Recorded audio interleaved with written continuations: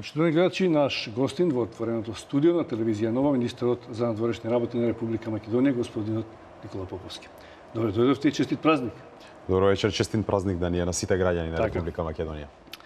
Господине Поповски, пред 25 години, кога се создаваше независна Република Македонија, истовремено беа удрени темелите на надворешната политика на оваа земја и тогаш беше утврдено со компромис дека наш приоритет ќе биде евроатлантската интеграција на оваа земја.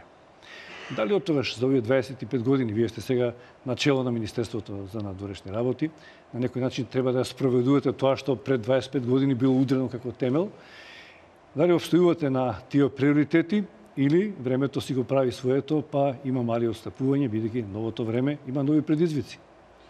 Дека новото време има нови предизвици, нема никакви дилеми. Но ние тука зборуваме за стратегија. Тоа што сме го зацртале на самиот почеток, би рекол и за наша среќа, е вистинската опција, бидејќи најдобрата опција за Република Македонија е доколку е дел од тие семејства. ЕУ, НАТО, изградба на демократско општество, пазарна економија, конкурентност на светски рамки, слобода, независност. Тоа е она за што сме се определиле. И веројатно најголемата гаранција за успешна Македонија е во рамки на Европа. Како министер, како политичар, како човек, како граѓанско лице, дали сувереноста за која сега говориме и во која живееме, ја доживувате на начин на кој што можеби основачите или залагачите за суверена Македонија во 90-та, во 91 година, или некои хардлайнери ја доживуваат без влијанието на сега така наречениот меѓународен фактор или како современ процес во кој што Македонија мора да биде дел од овие мултилатерални институции. Видете, јас мислам дека од аспект на улогата на надворешен фактор во Македонија, ние тоа секогаш сме го имале. Тоа што е променето е што во тоа време прашањето било дали ќе не биде или нема да не биде. Дали ќе има конфликт во Југославија кој ќе биде проширен на Македонија, дали некои од оние кои се заканувале на вистина ќе ги остварат своите закани во однос на нашата сувереност и независност. Денес сме во друга лига. Денес сме во лига во која со земјите со кои тогаш било прашање дали ќе не биде или нема да не биде, се надпреваруваме на меѓународно поле, се надпреваруваме во економија, во култура, во спорт. Нема никакво сомнение дека сме фактор, дека сме тука. И низ овие години ние де факто сме им докажале на сите оние кои имале некаква скепса од надвор дали Македонија ќе обстои, дека сме тука и дека мора да ја прифатат таа реалност дека ние постоиме. Јас не верувам дека имаме некаква алтернатива во однос на тоа видување или тој контекст. Ние секогаш ќе имаме некаков предизвик од надвор, но никогаш нема тоа да го поставиме во контекст на нашето постоење. Македонија е тука, суверена, независна држава и ќе биде. Се говори дека Македонија во историјата немала многу пријатели во меѓународниот фактор.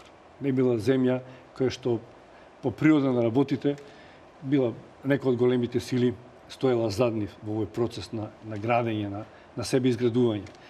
Во овој период, една од задачите, освен евроатлантската интеграција, беше и стекнување нови пријатели надвор од државата. Може да кажете кој е стратешки пријател на Македонија, кој е партнер, на кого можеме да се ослониме? Дали е вредно на еден или на повеќе? Во денешниот свет не можете да се потпрете само на една ногарка, морате да имате некој стабилен темел за да се етаблирате. Она што го кажавте дека не сме успеале веројатно никогаш во минатото да имаме голема поддршка од надвор, е врзано со фактот и дека релативно доцна дошла нашата државност. Повеќето од нашите соседи во регионот имале држави подолг временски период пред нашата државност да биде воспоставена, што значи и помал временски период сме имале да ги градиме тие односи. Од денешен аспект, Европската Унија, Америка, се тие кои ни создаваат некакво окружување во кое знаеме каде чекориме. Ние сме решиле дека сакаме да бидеме дел од Европската Унија, сме решиле дека сакаме да бидеме дел од НАТО. Тоа не сме го направиле за нив да ги направиме среќни. Мислам, треба сме на чисто. Го гледаме нашиот интерес. Нашиот интерес е да имаме стабилна, просперитетна држава. Членството во НАТО ви го гарантира тоа на еден начин на кој од надвор сте прецепирани како постабилна земја. И во оној момент кога ќе станеме ние земја членка на НАТО, нашата реална безбедност нема да биде драматично променета. Но видувањето од надвор ќе биде едноставно поинако. Европската унија нема тука дилема, тоа е клубот на најсрекни, најпросперитетни земји во светот, што и да се случува во моментов, колку и таа да е разнишена или ранлива, факт е дека за Македонија е многу подобра опција да бидеме внатре во ЕУ, отколку како во минатото да ни сервираат тоа што ќе биде одлучено на масите во Брисел или во некои главни градови, а ние да мораме само да живееме со тоа. Тука мислам дека најмногу зависи од нас самите. Колкава компактност и кохезивност ќе оствариме внатре во Македонија, толку и подобар ќе ни биде третманот надвор. Доколку ние сме прецепирани како ранливи, кавгаджи со различни проблеми внатре, сигурно нема да ни постилаат црвен тепих било каде и да се обратиме. Министре, овој процес на доближување до Европската унија не е едноставен, сложен и долг. Може би подолг од колку што сме очекувале, иако реално ништо бргу на меѓународна сцена не се случува така како што било која земја во светот посакува. Има премрежија, познати причини со кои се проблеми со кои се соочуваме, веројатно пред се спорот со името со Грција, но и некои задачи што сами требаше да ги оствариме. Па сепак, на тој пат до каде сме и дали она за што можеби ја водиме битката, што македонските граѓани треба да го знаат, има ли временска рамка, дали меѓународниот фактор можеме да излиствуваме временска рамка додека чекаме кога тоа може да се случи и колку е важно за нас да има таква временска рамка. Јас мислам дека времето е клучен фактор. Денес доколку ме прашате, јас немам никаква дилема дека Македонија во еден момент ќе биде дел од НАТО и од Европската унија, но никој ни во НАТО ни во Европската унија нема да ви даде одговор кога. За НАТО работите се поедноставни, бидејќи пораката е во оној момент кога ќе го решите спорот со Грција, автоматски стануваме земја членка на НАТО. Веројатно во истиот тој момент и отпочнуваме преговори со ЕУ, во кои не е многу јасно колку време ќе треба за пред да станеме членка. Најголемиот проблем во овој момент е од 2003 Солунскиот самит на ниво на ЕУ испратена е порака дека сакаат сите земји од Балканот да бидат дел од Европската унија. Тоа е добро.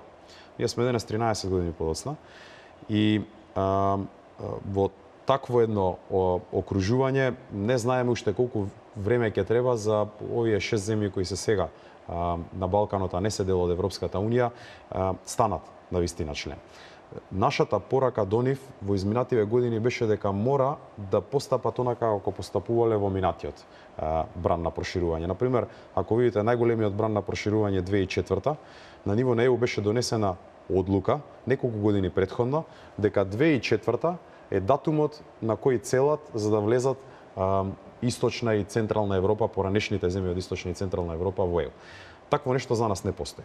Значи, теоретски може да биде за година, 2, 3, 5, 10.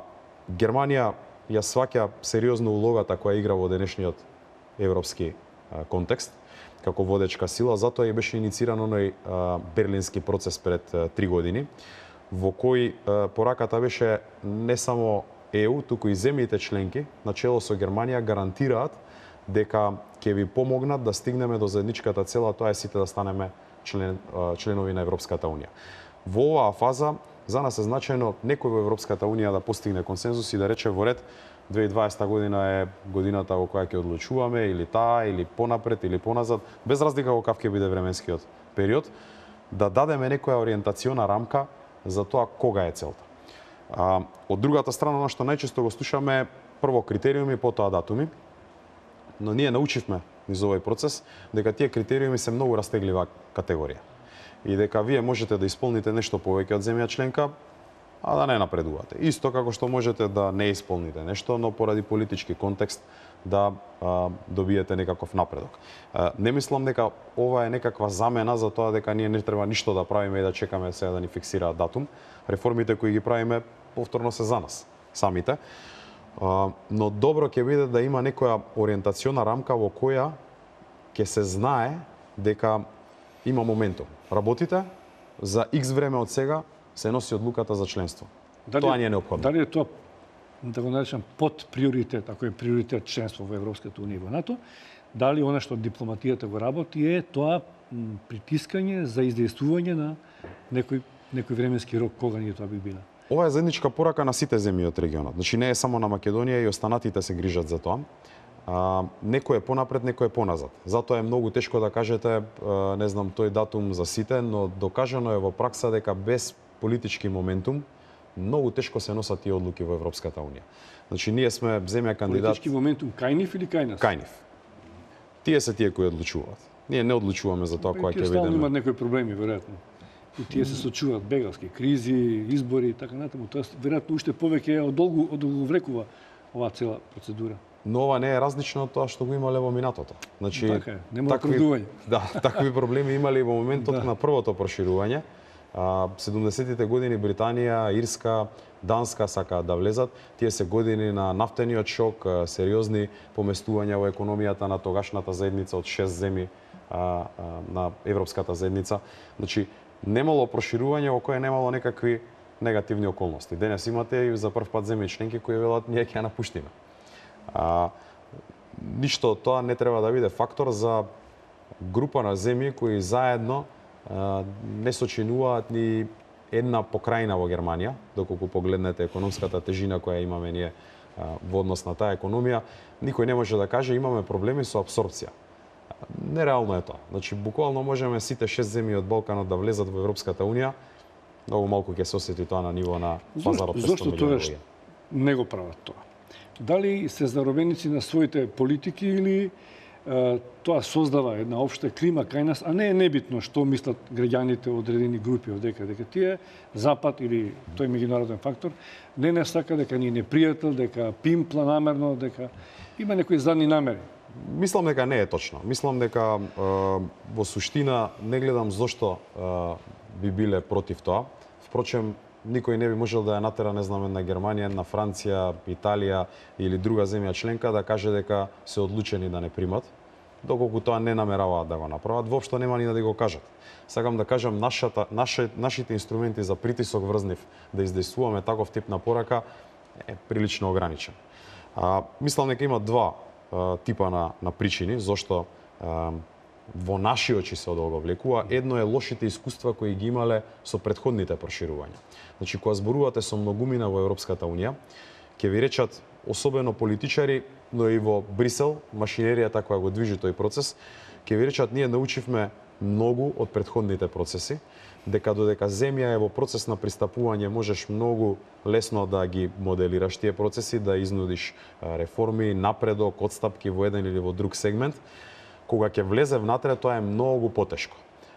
Последните искуства, например, со Бугарија и Романија, кои после членството, исто така и за Хрватска, има мониторинг систем за следење на спроведување на правото во тие држави, се некакво искуство кое во поголемиот дел од земјите на Европската унија велат не сакаме дополнителни проблеми. Така го перцепираат и Балканот, велат ако со овие кои сега влегоа имаме некакви потешкоти во спроведување на правото, би имале уште поголеми со балканците. И вториот аспект е политичкиот. Значи денес не можете вие сериозен политичар во Германија, Франција или некоја друга земја не може да излезе во изборен процес и да им објаснува неговите граѓани колкави се огромни придобивките за тие земји од зачленувањето на балканските земји во Европската унија. Многу потешко им е во оваа фаза да објаснат зошто земја како Велика Британија сака да излезе. Кога имаат многу аргументи зошто би требало да останат внатре. Таа е реалноста и мислам дека не треба никого да обвинуваме, треба едноставно да се посветиме на оние работи кои можеме сами да ги направиме и на тој начин најдобро би го поместиле и притисокот на нивна страна за некоја временска рамка за членство. Рековте дека критериумите се растеглива категорија и мислам дека и тие го сваќаат тоа на крајот на криштата. Имаат забелешки за нешто, но имаат оправдување за нешто што ние го правиме како реформи, како наш процес на демократизација на општеството. Но на крајот и тие се соочуваат и ние дека главен услов е регионалната соработка, односно спорот за името со Грција. Веројатно најмногу е притисокот и таму. Прво, докаде е тоа? Ние почнеме да градиме мерки на доверба. Докаде е со тие и што тие значат? Се остварували тоа некако? Не доближували? Имаше голема пауза и ова беше еден сегмент кој што овозможува или ствара клима да разговараме за сериозни теми како што има. Претходното објаснување важи и за Македонија и за сите земји членки. Македонија е за сите земји кандидати, зборувам од Балканот. Значи нашите соседи, Србија, Албанија и така натаму. Македонија е веројатно во најспецифична ситуација, бидејќи за нас спорот со името е главното прашање врз кое се крши нашата евроатлантска интеграција. Доколку не беше спорот со името, ние во 2008 година ќе бевме земја членка на НАТО и денешната дебата немаше да може воопшто да се води на тема дали треба или не треба и кога ќе бидеме дел од НАТО. И со сигурност од 2009 ќе водевме процес на преговори за членство во Европската Унија. Значи денес ќе бевме во 7 година од процес на водење на преговори, би рекол во некој разумен просек на година-две до членство во Европската Унија. Но тоа е теорија. Во пракса го имаме спорот со името и тоа е она што не блокира во целиот овој временски период. За нас е прашање да се биде или да не се биде, бидејќи под тој спор за име кој многу лесно од надвор не повикува да најдеме заеднички прифатливо решение, за нас е екзистенцијален. Многу битен, многу чувствителен, нема ни една држава на која и се оспорени национални параметри на начин на кои се оспорени на Македонија. Од друга страна имате оној кој ги оспорува е член во тие клубови. Значи вие никогаш не можете да седнете на иста маса, на исто рамниште да разговарате со членка на НАТО и ЕУ, бидејќи секогаш ги има инструментите кои и се на располагање на членка внатре. Повикување на солидарност, попречување на процесот и така натаму. Верувам дека сега сме во една поинаква фаза, во голем дел благодарение на тие мерки за градење на доверба, бидејќи за прв пат би рекол во овој временски период никој не може да рече дека не сме добар сосед. Знаете, многу долго време се одолговлекуваше нашиот процес на почеток на преговорите под изговор дека Македонија нема добрососедски односи. Како може да бидеме лош сосед доколку имаме одлични односи во толкав сегмент или во толкав број на полиња на соработка? Ова од друга страна е и наш интерес. Јас не верувам дека ние имаме денес нешто побитно во надворешната политика од тоа да направиме добри односи со сите наши соседи. Видливи ли се тие мерки на доверба? Конкретни ли се? Ние одиме туристички, соработуваме, може би на културен план, помалку или повеќе, но дали е тоа некоја стратегија што ја градите, додавате или одземате нешто од тоа? Апсолутно. Не можете вие да имате лоши односи со земја во која половина од населението ви оди на годишен одмор. Исто така не можете да имате лоши односи со земја во која сте инвестирале во практично сите стратешки фактори од сектори од финанси, банкарство, мислам нема сектор во кој голема продажба, нафтен бизнис и така натаму, значи нема сектор во кој грците во изминатите години немаат инвестирано во Република Македонија. Не инвестирале за тоа што им се допаѓаме или не им се допаѓаме, туку затоа што имаат интерес. Во тој контекст нашите врски се многу големи и длабоки.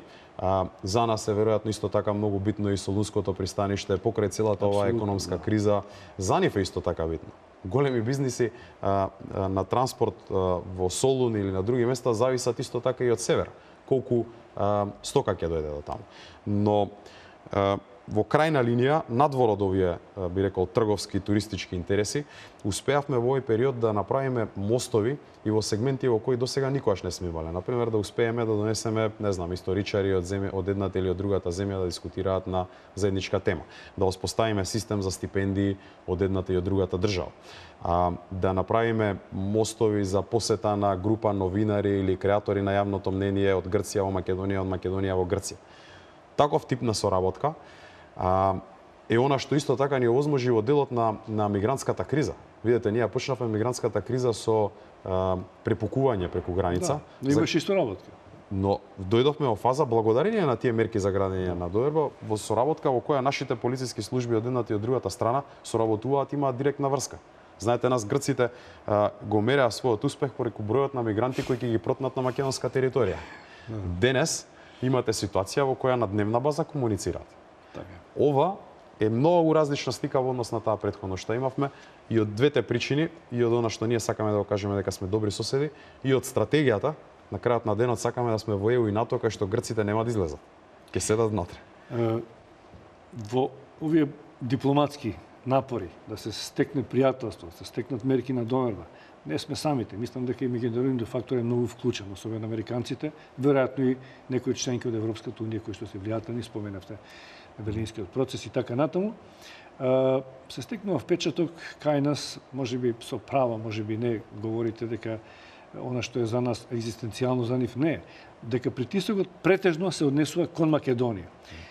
Но се повеќе се гледа дека една дипломатска иницијатива на САД е и кон Грција. Патуваат таму често важни личности од дипломатијата. Има ли притисок и однадвор кон нив, а и внатре опозицијата дали се создава или одредени интелектуални кругови да го решат спорот со името? Има ли врз Грција притисок? Дали сме на некој начин избалансирани во тој поглед? Видите, избалансирани никогаш нема да бидеме. Со тоа треба да сме на чисто. Првата причина ја објаснив, Грција е членка во НАТО и во ЕУ. На некој начин, нашите преговори за членство во НАТО и во ЕУ се во еден добар дел преговори со Грција за членство во НАТО и во ЕУ. И ние нема да можеме да преминеме таа бариера за членство без и Грција да дигне два прста. Тоа треба да сме на чисто. Втора работа. Грција е исклучително влијателна земја. За земја со 10 милионско население или 11 милионско население има огромна мрежа на контакти, многу силна поддршка надвор. Лоби. Е една од клучните земји од стратешки аспект и за Америка и за Европа. Ја видите во ситуација во која должничката криза нанесе толкави штети, отпишување на долгови од 200-300 милиарди евра, Грција сепак е во ситуација да ги брани своите национални позиции, да преговара со земји кои се 10-кратно поголеми и помоќни од неа. Значи не треба да ја подценуваме таа тежина. Од друга страна, нашиот најјак аргумент е дека ние сме во право. Значи, колку и да е посилна позицијата на Грција од позиција на сила и колку и да не можат никои да влијаат толку на Грција во омекнување на позициите кон нас, ние сме во право во оваа приказна. Сите стандарди кои ни ги промовираат и во ЕУ и во НАТО, владење на правото, демократски принципи, почитување на индивидуалните права, се на наша страна, се наши аргументи. Доволно е тоа? Не е доволно. Не треба и да креираме погрешни очекувања дека некогаш во меѓународните односи све се базира на право и на правдина. Не е точно Има тоа. ли нешто што е објективно, да речеме? Вие говоревте сега скоро, освен за временската рамка, што можам да забележам дека е многу важен фактор и стабилност и безбедност на регионот. Нешто што одавно им го наметнуваме, а тие веројатно го знаат. Значи, ако само тоа што сме во право ги убедуваме, веројатно и без да ги убедуваме, знаат и водат сметка големите сили дека што поскоро наше интегрирање во овие евроатлантски структури значи стабилизација на регионот. Тоа може да помогне. Праксата го има докажано тоа. Значи денес нема никој дилема од Америка до Грција преку Германија и Франција дека може да имате стабилна Европа без стабилен Балкан и дека може да имате стабилен Балкан без стабилна Македонија. Македонија е фактор на стабилност. И тоа го имаат увидено низ изминатите години. Мислам дека и во Грција е подигната свеста за тоа.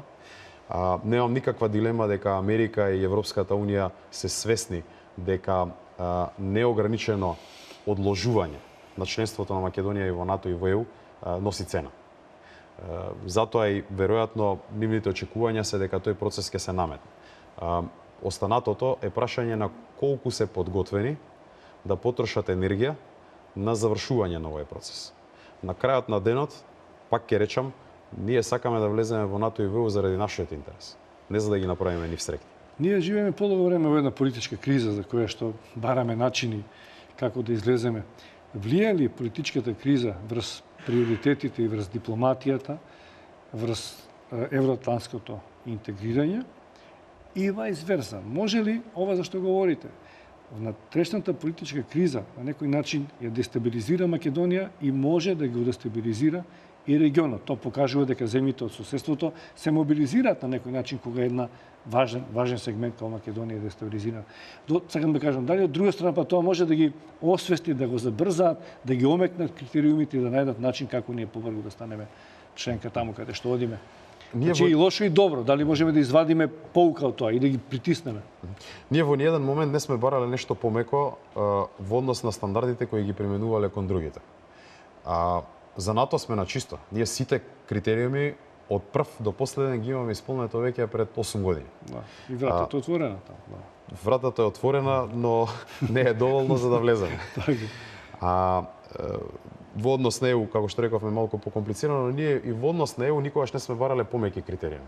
Сите оние критериуми кои ни ги бараат, ние ќе ги исполниме. Да. Тоа нема никакво сомнение. Верувам дека вас дилемата ви е колку тоа влијае врз регионалната безбедност и колку е, да речеме, фактор кој би нас би ни помогнал да не убрза. Повторно се сведува на земјите членки внатре и повторно се сведува на волјата во Грција. Во Грција мислам дека денес нема никаква дилема дека ние не сме закана за нив. Но имаат креирано перцепција во која има многу голема политичка цена за покажување на разум во однос на Македонија. И затоа било која политичка гарнитура во Грција секогаш калкулира со тоа да не остави простор за некакво попуштање кон Македонија. Во суштина, ние не бараме да попуштат, бараме да ги почитуваат повелбата на Обединетите нации, да ги почитуваат сите оние конвенции кон кои имаат пристапено во контекст на почитување на основни човекови права и на крајот на денот да ги почитуваат демократските принципи. Оваа земја се вика Република Македонија не затоа што некој решил да ги нервира грците, туку затоа што народот во Република Македонија решил дека живее во Република Македонија. Не може би се уште тие се плашат дека ќе им ја грабнеме историјата. Најчесто кога ќе комуницирате со луѓе од таму, се враќаат на историјата. Се уште историјата како да не дели и не можеме да најдеме начин во мерките на доверба или било како во дипломатијата да го тргнеме настрана дека ние не им ја крадеме ниту тие нас. На крај решението од судот беа тие дека имаме право и ние и тие да го користат нешто што е заедничко. Тоа е точно. Во однос на историјата, јас не верувам дека ќе можете да најдете две земји соседни од Балканот кои ќе седнат и ќе се согласат за све во однос на историјата. Ако успеат тоа помеѓу земји членки на Европската унија да го направат на едно ниво, во ред и ние да се сложиме со тоа. Еве нека повелат Грција и Бугарија нека се согласат за сите историски настани кои се изминале во минатото, нека потпишат еден документ дека се согласни со се, па да го видиме тоа. Но тоа не било пречка за и Бугарија и Грција да бидат дел од НАТО и од Европската унија. Такви примери има многу. Значи денеска вие да ја видите како Шведска и Данска интерпретираат некој настан од историјата, не се 100% согласни за све. Како Холандија и Белгија интерпретираат еден настан од историјата и тие имаат некои несогласувања, но ништо од ова не е суштинско да ја наруши повисоката цел. А тоа е дека секој од нив има ќар доколку се сите заедно во Европската унија. Цело е кога има се, така. И нивна корист е тоа. Јас верувам дека Грција ќе има можеби најголеми придобивки од сите земји членки на Европската унија во моментот кога Македонија ќе биде внатре. Немам никакви дилеми околу тоа. Господин министр, ви благодарам што бевте гостин во отвореното студио на телевизија Нова. Благодарам за времето што го дојдовте и посакувам во мое, во името на сите граѓани на Република Македонија што поскоро да се најде решение и ние да станеме членка на овие евроатлантски интеграции. На 50 годишнината од одбележувањето на овој ист празник, вие или некој друг кој што ќе седи на ово место, ќе говори дека ние одамна сме веќе членка на Европската унија и на НАТО. Јас поделувам таа желба на 50 годишнината да бидеме многу искусни земји членки на НАТО и на Европската унија, успешни со среќни граѓани. Благодарам уште еднаш.